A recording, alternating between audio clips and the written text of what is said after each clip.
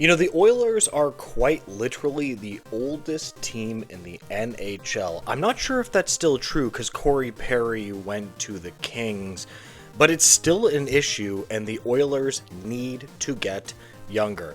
Hey guys, welcome back to Pixel Plus Hockey. If you can make sure to hit that subscribe button if you do enjoy the content, it honestly helps me out so much, and thank you so much for that, guys. And the question is how are they going to get younger? You know, when the Maple Leafs actually got Matias Michelli, I actually thought that was a pretty clever move for Edmonton to do. Like, they're a really old team, although the Leafs are kind of an older team too. And it's just kind of like a playmaker that I'm not sure if he's going to be a top six player, but he has the potential to. I thought that move made a lot of sense for Edmonton too. I'm surprised that they didn't try to figure that out with Utah, but they are going to need to be more creative to get a couple of good young pieces, because you can't just keep on trading draft capital. Now, I'm not going to be too hard on Edmonton because they've been trying to win over the last number of years, and hey, you just got to expend assets, and I'm not going to be mad at the Leafs for doing the same thing. Undervalued young players are exactly where you want to go. The kind of role players that can put up some points.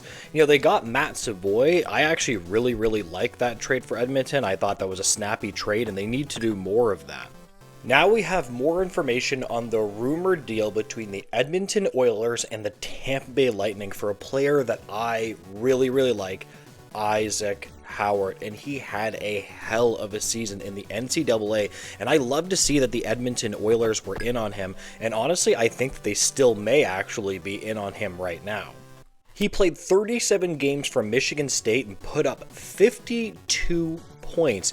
So after his draft, he's actually been developing quite nicely. Now, I'm not exactly convinced he's for sure going to be a top 6 NHL forward. Nobody can tell you that until he actually plays in at least the American Hockey League or preferably the NHL. But this is a way to get younger, to stop just signing old guys, so you can actually surround Connor McDavid with a bit of youth.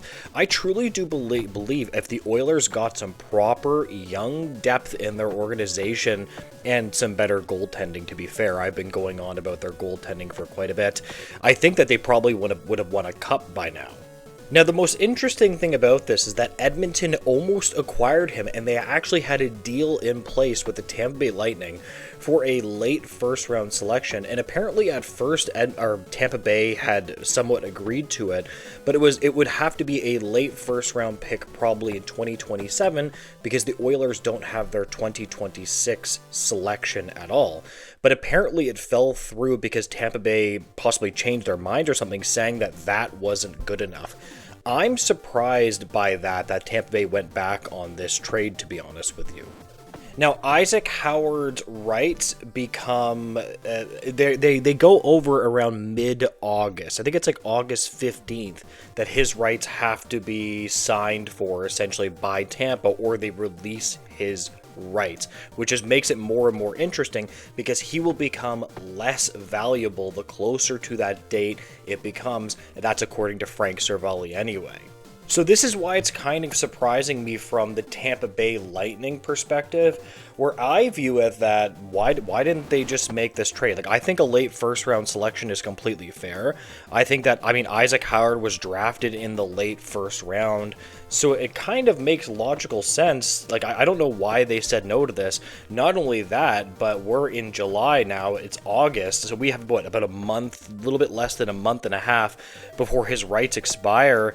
And I don't get this from Tampa Bay Lightning. I would probably just do this. I think it makes sense for both hockey clubs.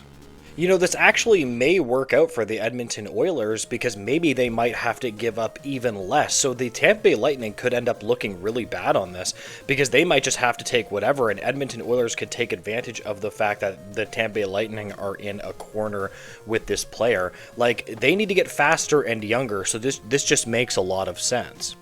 Listen, my perspective on this is just hold tight, Edmonton, because I think Tampa Bay Lightning are going to cave on this player. I think that they're going to have to cave on this player eventually. Now, I wanted to shift the conversation for a couple minutes over to the Evan Bouchard rumors around what the structure of his contract he wanted. There's a reason why Evan Bouchard only signed 4 years, and it's because he never actually considered even signing longer than that because of the rising salary cap. It's interesting, we're in an era of the cap where there's a lot of players that will almost bet on themselves and just sign short-term deals. And from a cap perspective, it is smarter for him to do that, right? Like, he's going to be able to maximize his cap. After 4 years, the entire cap will just shoot right up, and he will not even be that old, and then he can sign a long-term deal. Now, I understand that kind of sucks for fans, because if you had him locked in for 8 years, you know, it's unfortunate. But I don't know, to me, 10.5 is a lot. I mean, I think he was only going to sign for 4 years. I probably would have been hustled him a little bit more on that. But again, just to be crystal clear, like, he is a fantastic player. I think it's way overrated that he's, like, bad defensively. I think he's good enough defensively. Not great defensively, but good enough defensively to push the puck the right way, and he has really good offensive instincts as well.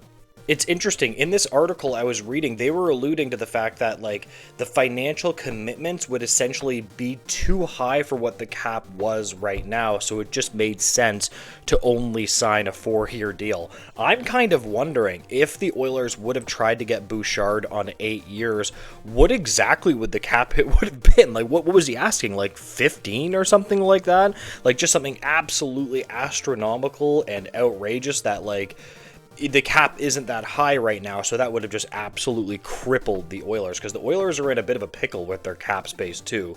Like, they need to get better, they need to try to get their goaltending better, but it's going to be really, really difficult with what the cap is right now, and it's going up, and it's just going to be very, very complex.